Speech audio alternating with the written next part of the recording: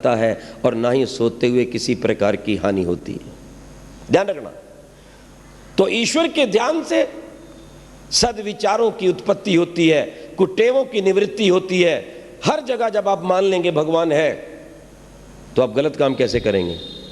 आदमी गलत काम करता क्यों है? जब सोचता है कोई नहीं देखता, कोई नहीं देखता मतलब फल नहीं देगा। आदमी साधारण व्यक्ति पाप से तब हटता है जब वो देखता है कोई देख रहा है और फल मिलेगा, तब बचता है। और जब एक सच्चा ईश्वर भक्त, एक आर्य, एक सच्चा ब्रह्मचारी, एक युवक और युवती, सच्चे आर्य विद्यार्थी जान लेंगे कि सब जगह भगवान देखता है, अवश्य फल देगा, तो बुरा काम होगा ही नहीं। ब्रह्मचर्य की रक्षा होगी, आयु लंबी होगी, शरीर सुंदर होगा और भगवान के दर्शन होंगे यहीं पर। ध्यान देना इस बात को, यह मूल नियम है। तो ब्रह्मचर्य की रक्षा। और तीसरा विद्या, मैंने कहा, जो निरंतर भगवान के वेद ज्ञान को पढ़ता है, इन मंत्रों पर विचार करता है, मंत्र का पाठ करता है। और मैंने जो भी मंत्र बोला ये विद्यार्थियों का प्राण है। विश्वानि दुरितानि परासो यद भद्रम तन्यासो। हे प्रभुदेव, हम आपकी सहायता से सब जगह आपको जानते और मानते हुए अपने सब बुरे विचारों को दूर कर दें और जो कुछ भी संसार में श्रेष्ठ गुण कर्म स्वभाव में प्राप्त कर लें। ये विद्यार्थी का मूल मंत्र है। सदा ये विचार करो कि बुराई तो नहीं आ रही, पहली बात, और दूसरी बात कि आज के दिन मुझ में कितनी अच्छाई आई। देखिए जीवन बनता चला जाएगा। ये ब्रह्मचर्य का पालन, ध्यान रखना, केवल विद्यार्थियों के लिए नहीं है, गृहस्थ के लिए भी है। और ऋषिजन क्या लिखते हैं? जो गृहस्थ आश्रम में होकर अपने शरीर की शक्ति को बलवान, ज्ञानवान, देशभक्त, संतान की उत्पत्ति में लगाता है, वो गृहस्थ आश्रम में होता हुआ भी ब्रह्मचारी के समान है। पढ़ लीजिए सत्यार प्रकाश अमर ग्रंथ का चतुर्थ समुल्लास। आज तक ऋषि ध्यान से पूर्व अथवा पश्चात आने वाले तथा कथित लोगों ने, महंतों ने, संतों ने, गुरुओं ने क्या कहा? गृहस्थ नरक का द्वार है, नारी नरक का द्वार है।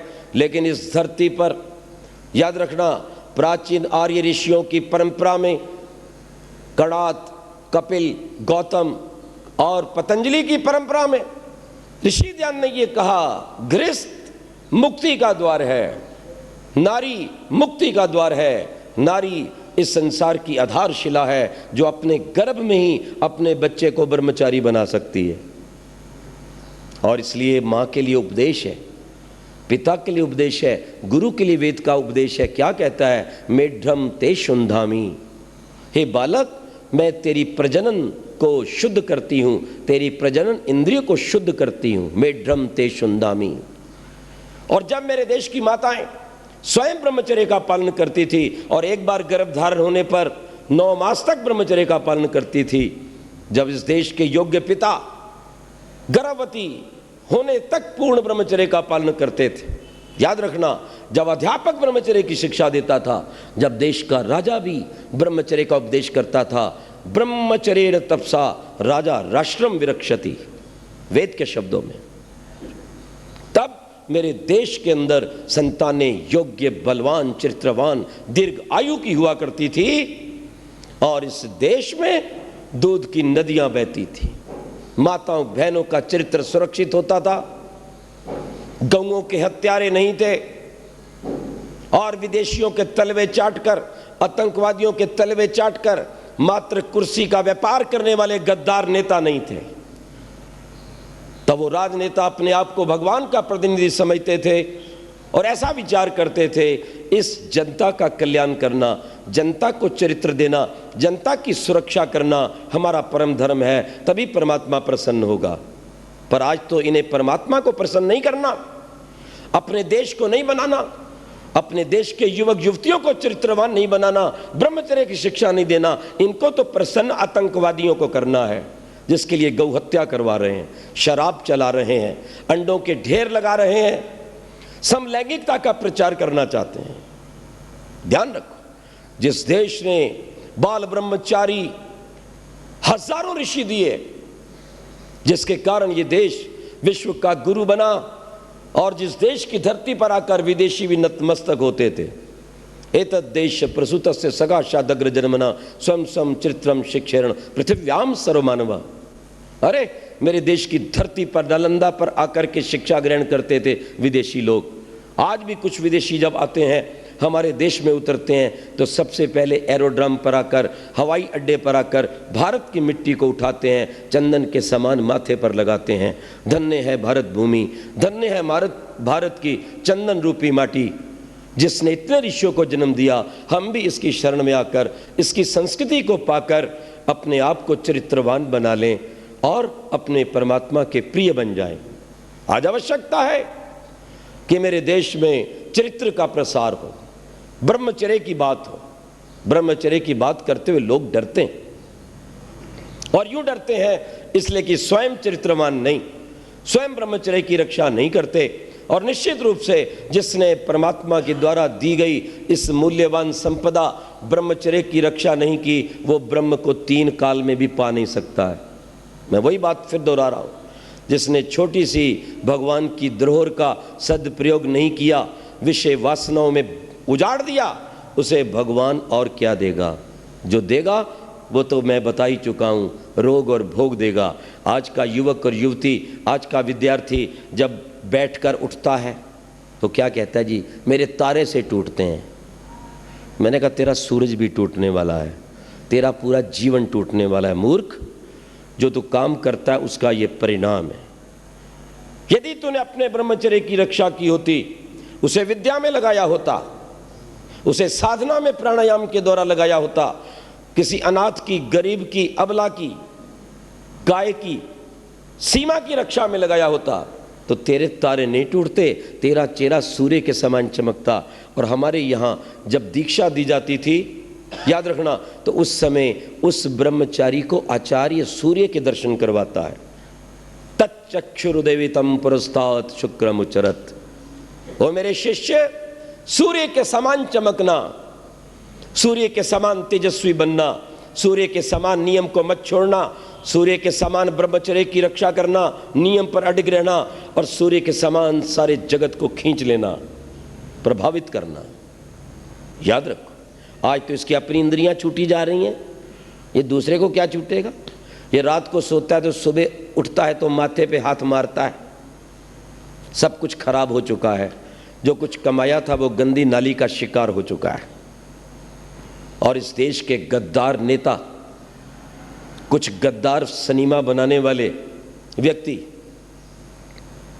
और कुछ इस देश के गद्दार डॉक्टर, जो वैदिक संस्कृति को नहीं जानते हैं, जो आयुर्वेद को नहीं जानते हैं, और वो भट्ट जैसे व्यक्ति, फिल्म निर्माता, शर्म आनी चाहिए उनको। ऐसे लोगों को भारत का नागरिक होना चाहिए। जिस भारत के संविधान में लिखा है कि भारत का प्रत्येक नागरिक भारतीय संस्कृति से ओतप्रोत हो, अपनी ऋषियों की परंपरा से ओतप्रोत हो, अपने देश की प्राचीन धरोहर से सुसज्जित हो।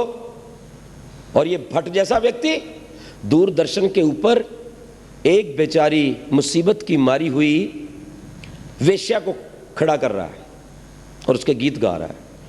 वैसे तो प्रायः बहुत कम दूरदर्शन देखने का समय मिलता है, जबकि हमें प्रतिदिन समाचार सुनने चाहिए, क्योंकि ये विनाश कर रहे हैं देश का। और एक दिन मैं अचानक ही देख रहा था दूरदर्शन, तो क्या हुआ, दिनेश, उसका नाम मुझे पूरा नहीं याद है, उस भट्ट ने एक वेश्या को खड़ा कर रखा था, महेश भट्ट। महेश भट्ट कहाँ का है, वो तो दुर्वेश भट्ट है। सच कहता हूं, ऐसे व्यक्तियों को कभी आप सम्मानित मत करो।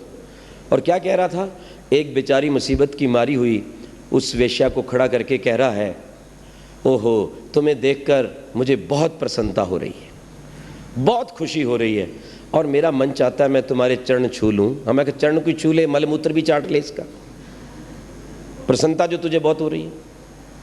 ओह, ऐसा काम करते हुए तुम सुंदर हो। वास्तव में एक वेश्या है, अब किस मुसीबत से बनी, उसके पति ने सताया, किसी ने उसका दुरुपयोग किया, किसी ने उसको जाकर बेचा। अब बेचने के बाद वो बेचारी सोचती है मैं कलंकित तो हो ही गई हूं, तो यही काम करूं।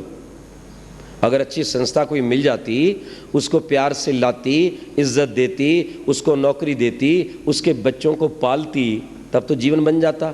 तो ऐसे ऐसे दुराचारी महेश भट्ट जैसे व्यक्ति से ये तो हुआ नहीं कि उसको अपनी माँ बहन समझकर उसको ले आए घर पर। अरे मूर्ख, तेरे पास पैसे की कमी है?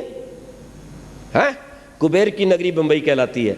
उसको अपनी माँ बहन बनाकर उसको उस दुर्व्यसनों से, दुराचार से बचाकर बिठाता, तब तो बात थी। नहीं, तुम बहुत सुंदर लग रही हो।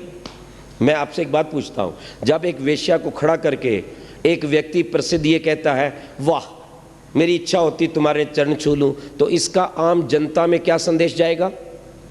मेरे देश की बेटियों पर क्या संदेश जाएगा?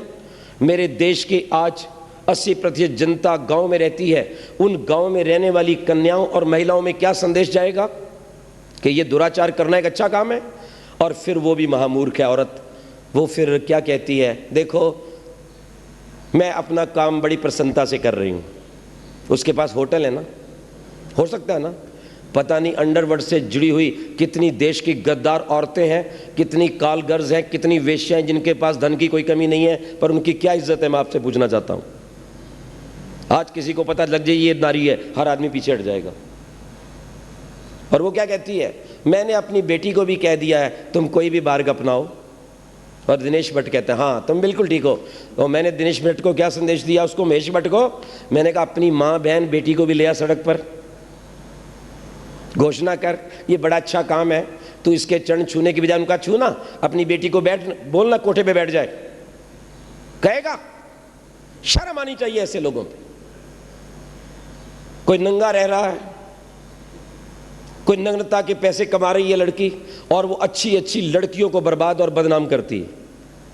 ध्यान रखिएगा, 2 4 5 आपने नग्न लड़कियां देख ली चलती फिरती, जिनका मस्तिष्क भ्रष्ट है। जब व्यक्ति उनको देखता है ना, तो उसकी वासनाएं भड़कती हैं। वो भड़की हुई वासनाओं का परिणाम क्या होता है, वो हर कन्या, हर महिला के प्रति वो गंदे विचार रखता है। और अगर वो सीधी सादी भी बिल्कुल लड़की होगी, जिसके कपड़े बिल्कुल ठीक ठाक पूर्ण है, शरीर ढका हुआ है परमात्मा की वेद आज्ञा के अनुसार, अधा पशस्वमोपरि संतराम पादकौहर माते कष्पगलौ दिशन स्त्री ब्रह्मा बभूवित, ये वेद का वचन है। नारी तो राष्ट्र की आधारशिला है। इस ब्रह्मांड में या तो सर्वप्रथम मैं पूज्य हूं, या मेरे पास तेरा नंबर है। मेरी बहनें, मेरी बेटियां सदा सोचें, मैं छोटी नहीं हूं। इस संसार में परमात्मा के पश्चात यदि कोई पूज्य है तो वो नारी है, वो कन्या है। इसलिए आज भी हम कन्याओं का एक दिवस मनाते हैं, जहां उनके पैर धोए जाते हैं और लड़कों के द्वारा चरण स्पर्श करवाया जाता है। वो इसलिए करवाया जाता था कि मोहल्ले के रहने वाले सब लड़के अपनी कन्याओं के प्रति, लड़कियों के प्रति बहन की भावना रखें, ब्रह्मचर्य का, चरित्र का विकास। ध्यान रखिए इस बात। नग्नता, और फिर क्या कहा जाता है, भाई नग्न रहने से संस्कृति का विकास हो रहा है। आज के दिन जमाना उन्नति कर रहा है, इसलिए नंगे रहो। क्यों जी? ठीक है, नंगे रहो। हम जाते आदिवासी क्षेत्रों में, वहां छाल छूल बांधकर कुछ आधे नंगे घूमते हैं। मैंने एक को कहा, अरे भाई कौन सी क्षति चल रही है? कहने लगा, आचार्य जी यहाँ विद्या नहीं पहुंची, संस्कार नहीं पहुंचे, ये नंगे हैं। जरा विचार करना, कपड़ों को ना पहनना, नंगा रहना, ये पढ़े लिखे की पहचान है या मूर्ख की? मुझे बताना जरा। और जो पढ़ा लिखा होकर नंगा रहे आगे पीछे से और लोगों को प्रोत्साहित करे कि मेरी इज्जत लूट, फिर लूट ले तो रोए, क्यों छेड़ा? तो बोले तू बाजार बन के क्यों घूम रही थी, तूने सड़क पर अपने आप को क्यों फैला दिया था? और कोई व्यक्ति जब अपने सामान को सड़क पर फैला दे और कोई आकर छुए, उठाए, पटके ले जाए, तो किसका कसूर? इन दुराचारियों का कहना मत मानना मेरी प्यारी बहनों और मेरे युवकों। अपनी मां के समान अपनी मोहल्ले की बहनों की रक्षा करना, इससे बचाओ। और कुछ लोग ये भी पाठ पढ़ा रहे हैं, स्कूल कॉलेज के अंदर कोई फर्क नहीं पड़ता, अगर लड़का लड़की आपस में बात करते हैं, मित्रता करते हैं, अलग बैठते हैं, अलग सिनेमा देखते हैं, पार्क में घूमने जाते हैं। मैंने कहा स्कूल है यहाँ की पति पत्नी का चुनाव करने की संस्था, जरा ये तो बता दो। तुम्हें एक थोड़ी सी भी लज्जा नहीं आती? अरे ये विद्यार्थी इस विद्यालय में विद्या ग्रहण करने के लिए आए हैं या अपने जीवन साथी का चुनाव करने आए हैं? यहाँ तो उचित एक वेशभूषा रहनी चाहिए, उचित दिनचर्या रहनी चाहिए, और प्रत्येक विद्यार्थी को घर से अपने विद्यालय में और विद्यालय से घर जाना चाहिए। और यदि आप ये गलत संबंध जोड़ोगे, ये कभी सुखदायी नहीं होगा। मैंने अनेक विश्वविद्यालयों में झगड़े होते नहीं देखे, कत्ल होते देखे। एक कन्या बैठी थी मेरी बाजू में बस में, खिड़की की ओर से एक नौजवान आया, कहता है महाराज महाराज। मैंने कहा क्या बात है? वो आपके बाजू में एक लड़की है, जरा उससे बात करवाओ। मैंने कहा बहन जी वो आपको बुला रहा है। वो कहते नहीं नहीं मैंने नहीं बात करनी। मैंने कहा भैया वो कह रहा है मैंने बात नहीं करूंगी। तो बोले कॉलेज में तो वो खूब घूमती है, सबसे बात करती है, तब उसको शर्म नहीं आती, मेरे साथ बात करने में शर्म आती है। अब सुन लो, विचार करो, जीवन बर्बाद हो जाएगा, शिक्षा समाप्त हो जाएगी, चेहरे के 12 बज जाएंगे, पढ़ाई लिखाई शून्य हो जाएगी, और दिन रात उसी चक्कर में आपका जीवन निश्चित नष्ट हो जाएगा। और होता है। और जब मैं देखता हूँ पढ़ने वाले विद्यार्थियों के अंक कम आ रहे हैं, चेहरा पीला पड़ रहा है, इसको नींद नहीं आती, चेहरे पर प्रसन्नता नहीं, तो समझ लो इसको दुराचार का घुन लग चुका है। कोई कितना भी कहे, कैसे बचें? एक सीधा सा उपाय बताता हूँ। लड़के और लड़की जहाँ मिलते हैं, रहते हैं, मोहल्ला है, घर है, भैया आपस में एक दूसरे को भाई बहन कह के बोलो। मैंने एक लड़के को कहा ये हाय बाय क्या करते रहते हो, ये मेरी फ्रेंड वो फ्रेंड। मैं कहा बहन क्यों नहीं कहते? कहता आप तो वैसा ही सोच लेते हो। मैंने कहा मैं तो ठीक ही सोच रहा हूँ, पर तेरी समझदारी ठीक नहीं है, उसके अंदर माल बड़ा गंदा भरा है। मैं एक बात तुमसे मैं पूछूं, मैंने कहा तुम अपनी बहन से क्या उतना ही प्यार करते हो जितना उधर?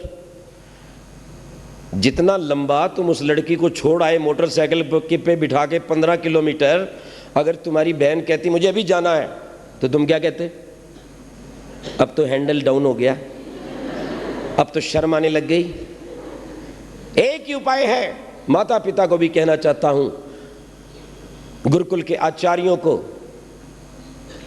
विद्यालयों के प्राचार्यों को मैं कहना चाहता हूं, और यहां बैठे हुए युवक और युवतियों को कहना चाहता हूं, यदि आप स्वस्थ सुंदर बलवान बनना चाहते हो, निरोग बनना चाहते हो, बिस्मिल भगत सिंह आज़ाद के समान यदि अपने भारत की रक्षा करना चाहते हो, तो आज से एक नियम बना लो कि प्रत्येक कन्या को आप बहन कहेंगे और प्रत्येक कन्या दूसरे लड़के को भाई कहेगी। भाई और बहन कहने में ही रोग चले जाते हैं और पवित्रता आ जाती है। करके देखिए, और इसी का प्रयोग कार्यालयों में कीजिए।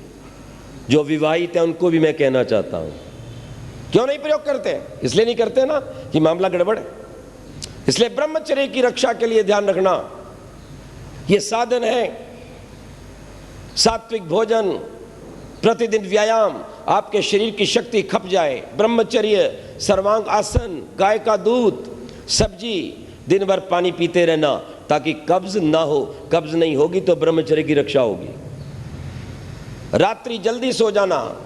जो रात भर जागते हैं, रात को वायु बढ़ती है, वायु मन को चंचल करती है, और वो व्यक्ति कोई भी कुकर्म कर सकता है, वो अपने आपे से बाहर होता है। ध्यान रखना इस बात को। और रात्रि मंत्रों का पाठ करके सोइए। तन्मे मनः शिव संकल्पमस्तु।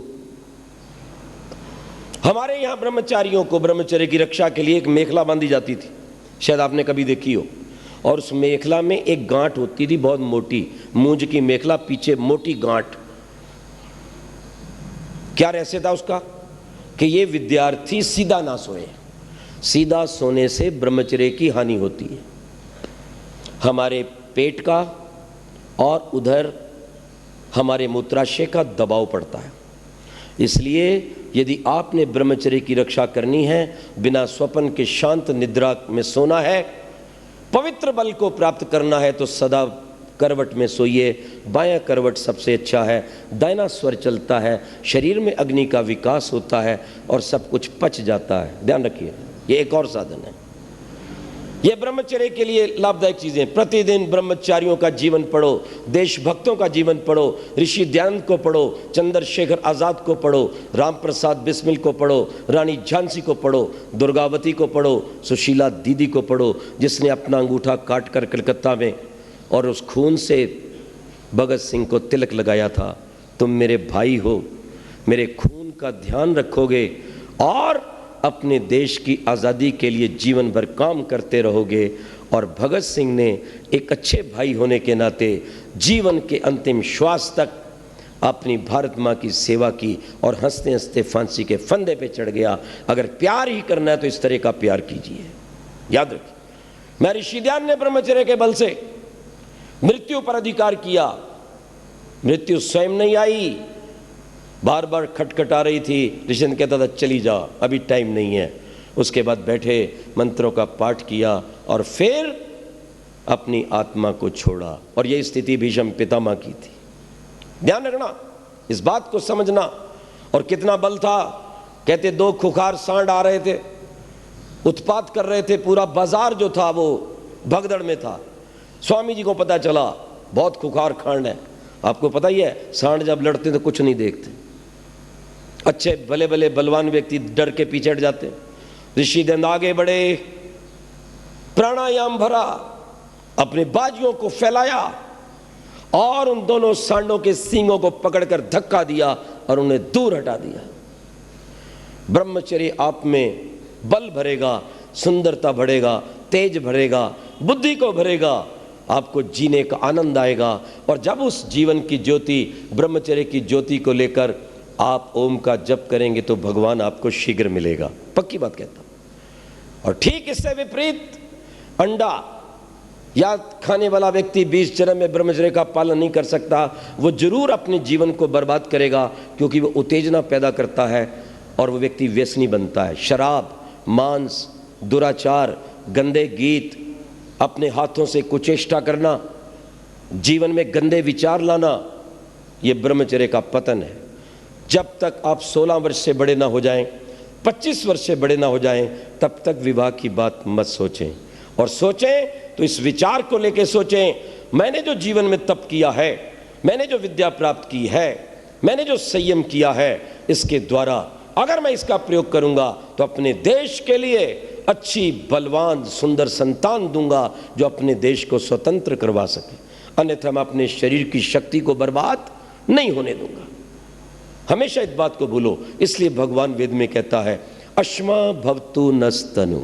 आइए हम इस विषय को समाप्त करते हैं और अंत में ये कहना चाहते हैं, जिनको रोग है किसी भी प्रकार का, शारीरिक गुप्त रोग है, चाहे वो लकोरिया है, श्वेत प्रदर है, रक्त प्रदर है, स्वप्न दोष है, धातु विकार है, उसके लिए अमृत तुल्य भगवान ने हमें एक औषधि दी है जिसका नाम है आंवला। आज से यदि आप ब्रह्मचर्य की रक्षा चाहते हो, शरीर को सुंदर तेजस्वी बनाना चाहते हो, चाय को एक झटके में बंद कर दो, लाल मिर्च बंद कर दो, आंवले को छोड़कर शेष खटाई को बंद कर दो, आंवले का चूर्ण बनाओ मिश्री मिलाकर और दिन में 2-3 बार, अगर गर्मी है तो आप उसका सेवन पानी के साथ करें, अगर सर्दी है तो आप दूध के साथ भी कर सकते हैं, हल्के पानी से सर्व कर सकते हैं। ब्रह्मचर्य की रक्षा के लिए आप सर्वांगासन अनिवार्य रूप से करो, पूरे शरीर की रक्षा करेगा और आपके चेहरे को तेजस्वी और आपकी बुद्धि को सूक्ष्म माइक्रोस्कोपिक बनाएगा। सायंकाल प्रतिदिन बाह्य कुंभक प्राणायाम कीजिए। आर्य समाज में आइए, आर्य समाज में हमारे जो लोग हैं, विद्वान हैं, पुरोहित हैं, सदस्य हैं, वो सब आपको ये बातें बता सकते हैं। रविवार को आइए, यहाँ पर बैठिए, यज्ञ कीजिए, जीवन में ज्योति को प्राप्त कीजिए, संसार को प्रकाशित कीजिए, कीड़े मकोड़े की तरह मत मरिए। जिंदगी उसी की है जिसका दुनिया नाम जपती है। अरे जिंदगी यूं तो कुत्ते और बिल्ली की भी कटती है। अच्छा है कुछ काम करना, देश धर्म का इस नाव में, नाव खाली हो तो मझधार में पलटती है।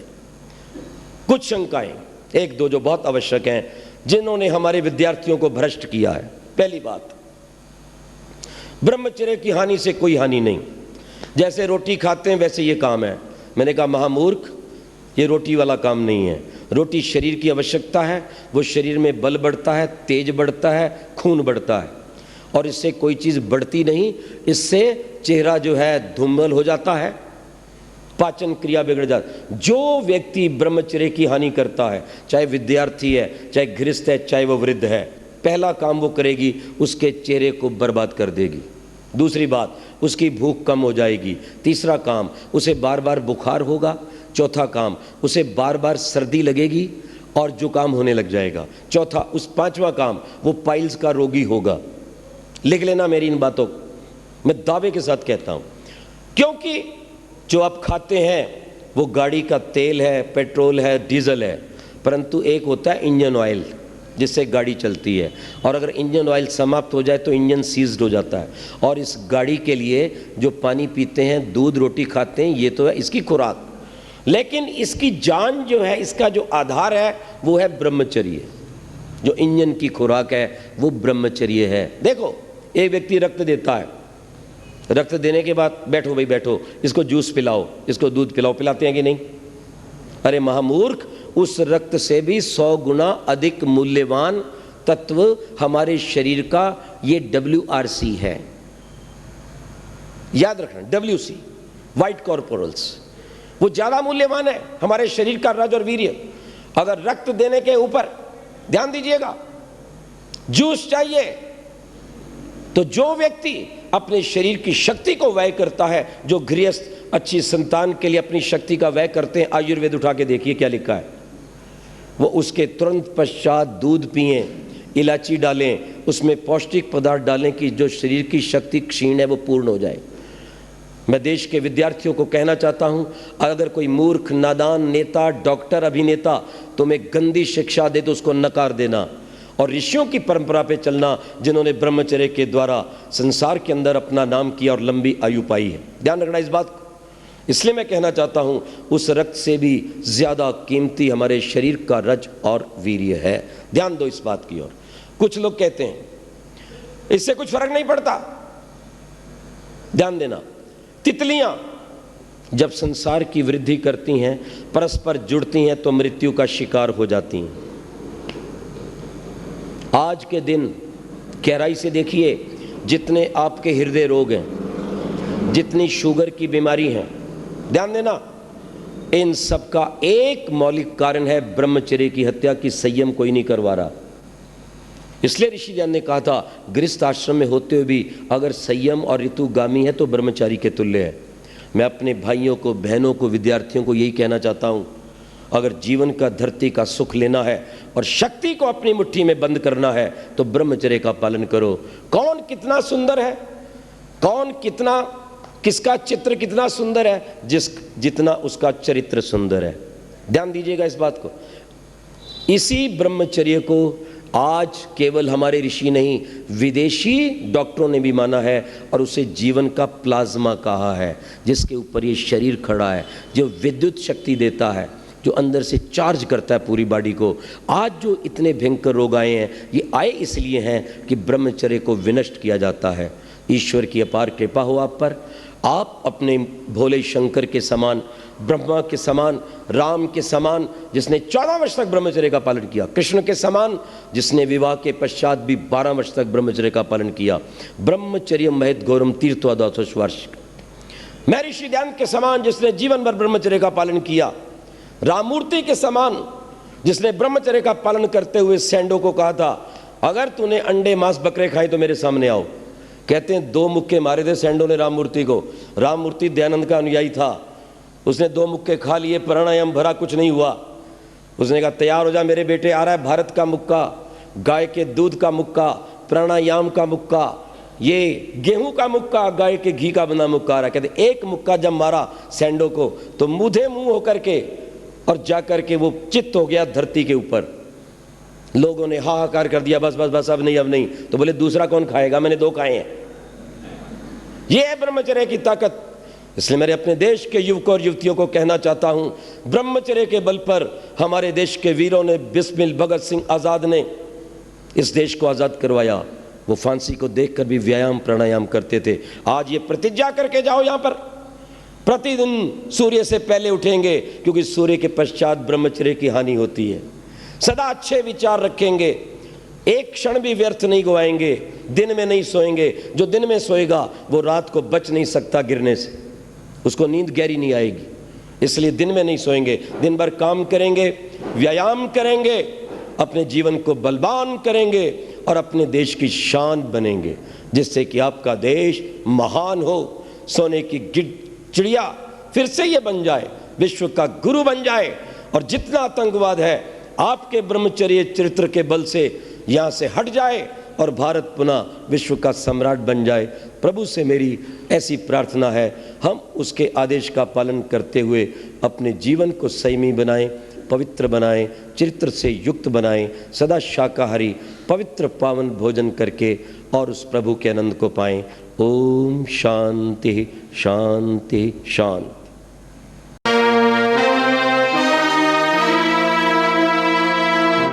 हिमालय की बुलंदी से सुनो आवाज है आई, कहो माँ से दे बेटे, कहो बहनों से दे भाई।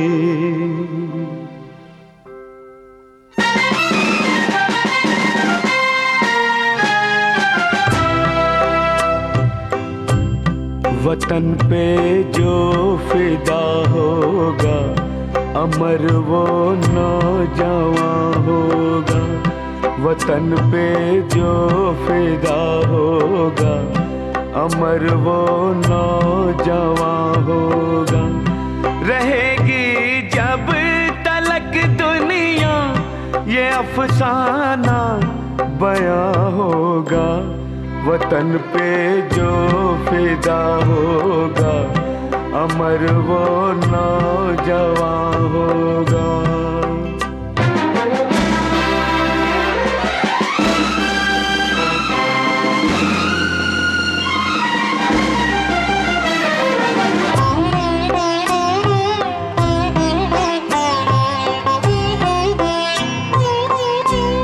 हिमालय कह रहा है इस वतन के नौजवानों से,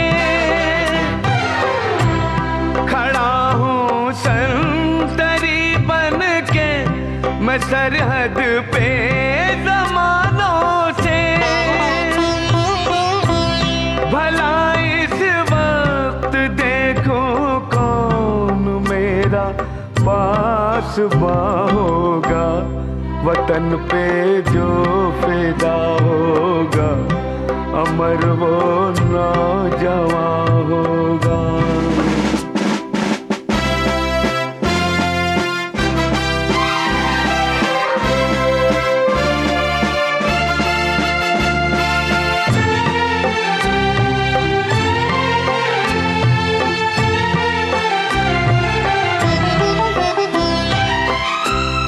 चमन वालों की गैरत को है सैयदों ने ललकारा।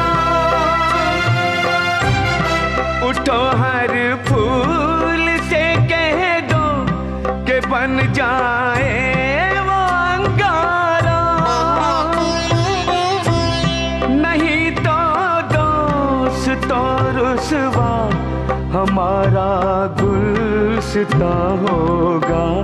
वतन पे जो फिदा होगा, अमर वो नौजवान होगा।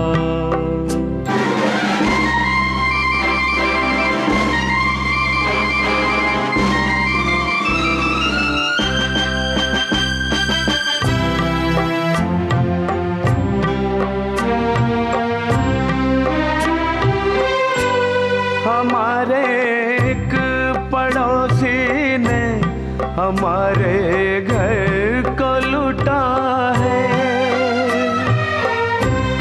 हमारे एक पड़ोसी ने हमारे घर को लूटा है। भरम एक दोस्त की बस दो दोस्ती का ऐसे टूटा है कि अब हर दोस्त पे दुनिया को दुश्मन का गुमा होगा। वतन पे जो फिदा होगा अमर वो नौजवान होगा। रहेगी जब तलक दुनिया ये अफसाना बयां होगा।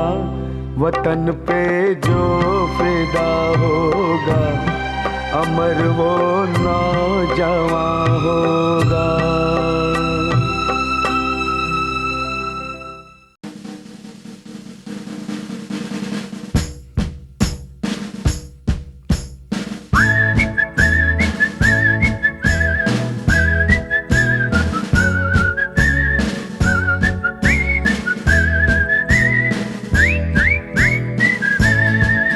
ताकत वतन की तुमसे है, हिम्मत वतन की तुमसे है, इज्जत वतन की तुमसे है, इंसान के हम रखवाले।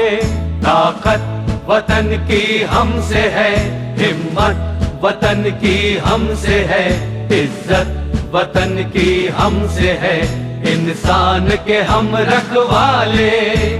पहरेदार हिमालय के हम झोंके हैं तूफान के, सुनकर गरज हमारी सीने